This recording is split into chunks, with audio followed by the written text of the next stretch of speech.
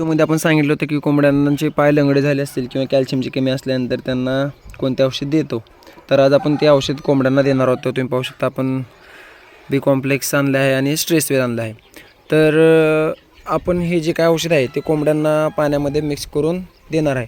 तर काही जे काय आपले मित्र आहेत तर ते काय करतात, जे काय आपल्या पक्ष्यांची पाण्याची टाकी आहे तर त्या टाकीमध्ये डायरेक्ट औषध ओततात. तर आपण काय करतो की जे काय आपल्या पक्ष्यांना आपण ज्या टाकीमध्ये पाणी ठेवतो तर ते एका दिवसात संपत नाही. त्यामुळे आपण काय करतो की जे आपण सध्या टाकीचे कॉक बंद केले आहे, 1 तासभर कोंबड्यांना खाद्य खायला टाकलं आहे जेणेकरून त्यांना तहान लागेल. आणि आपण पाहू शकता भांड्यातून सर्व पाणी आपण काढले आहे जेणेकरून पक्षी खाद्य खाल्ल्यानंतर त्यांना जे काही तहान लागते आपण त्यामध्ये डायरेक्ट औषधाचं पाणी ओतणार आहे जेणेकरून पक्षी लगेच औषधाचे जे पाणी आहे ते पितील आणि ते औषध योग्यरित्या त्यांच्या शरीरामध्ये जाऊन काम करेल. त्यामुळे जे काय त्यांच्या शरीरातील कॅल्शियमची कमतरता आहे तर ती भरून येईल. तर तुम्ही जर तुमच्या शेडवरती जी काय पाण्याची टाकी आहे जर ती एका दिवसात संपत असेल तर तुम्ही डायरेक्ट टाकीमध्येही ते औषध टाकू शकता आणि त्यामुळे पाण्याद्वारे पक्ष्यांपर्यंत आपण ते औषध पोचवू शकतो. तर आपण सर्व भांडे स्वच्छ धुवून घेतले आहे व्यवस्थित. तर त्यानंतर आता जे काय आपण बकेटामध्ये पाणी घेतलं आहे त्यामध्ये 100 ml स्ट्रेसवेल आणि 100 ml बी कॉम्प्लेक्स हे मिक्स करून कोंबड्यांना प्यायला देणार आहे. तर आता कोंबड्यांनी खाद्य खाल्लं आहे, बहुतेक ते तहानलेले असतील. तर 1 तासभर आपण जे काय पाण्याचे कॉक आहे तर ते बंद केले होते. तर तुम्ही पाहू शकता कोंबड्यांना सध्या तहान लागली आहे. तर आता आपण कोंबड्यांना औषध देणार आहोत. त्यामुळे जे काय आपल्या शेडवरती कोंबड्यांचे पाय लंगडे होणे किंवा कॅल्शियमची कमी होणे ही जी काय आजार आहे तर ते कमी करणार आहोत. तर तुम्हीही तुमच्या शेडवरती अशा प्रकारचे जे काय उपाय आहे किंवा औषधाचा वापर करू शकता.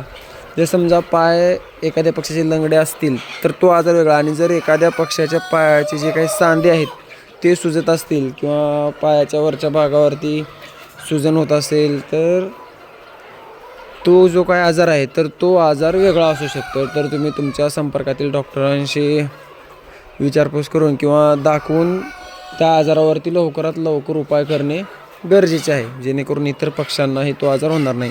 आणि सर्वात मेन महत्त्वाची काळजी घ्यायचं म्हणजे तर आपण त्या पक्ष्यांना वेगळं ठेवायचं आहे जेणेकरून हा आजार इतर पक्ष्यांना होणार नाही. तर आता पक्ष्यांनी आपल्या शेवटी जे काही खाद्य आहे ते खाल्लं आहे. आता आपण औषध ठेवणार आहोत.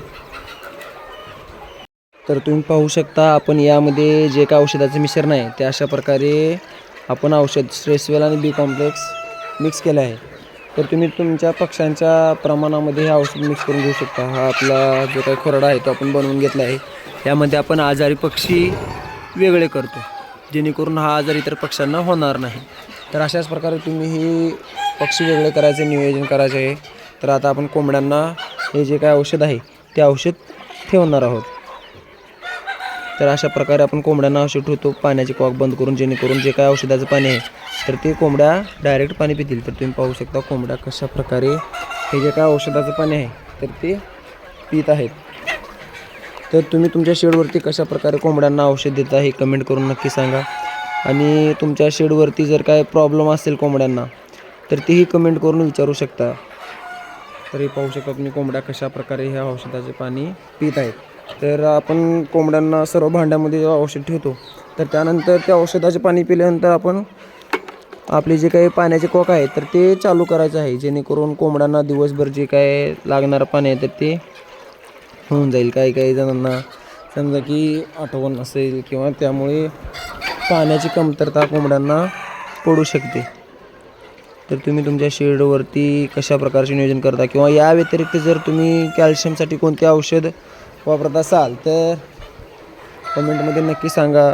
कारण त्याचा वापर आपण आपल्या मित्रांना सगळ्यांना सांगू शकतो. जर त्याचे रिझल्ट येत असतील तर आपल्या जे काही मित्र कुक्कुटपालन करतात त्यांनाही त्याचा फायदा होऊ शकतो. आणि या औषधाचा जो काही रिझल्ट आहे तो मी तुम्हाला दिवसेंदिवस कळवत जाईन की या औषधाचा रिझल्ट किती प्रमाणामध्ये आहे. आपल्या शेडवरती पक्ष्यांचे जे काही पाय लंगडे होण्याचे प्रमाण आहे तर ते कमी झाले का नाही, किंवा या व्यतिरिक्त आपण जर या औषधामुळे तर कमी झाले नसेल तर याच्या व्यतिरिक्त दुसरे आपण हे औषध यूज करून पाहणार आहोत. त्यामुळे आपल्याला नक्कीच समजेल की कोणत्या औषधाचा जो काही रिझल्ट आहे तर तो चांगल्या प्रकारे येतो आणि आपण आपल्या इतर मित्रांनाही त्याचा रिझल्ट दाखवणार आहे, जेणेकरून त्यांनाही कुक्कुटपालनामध्ये त्याचा खूप फायदा होईल.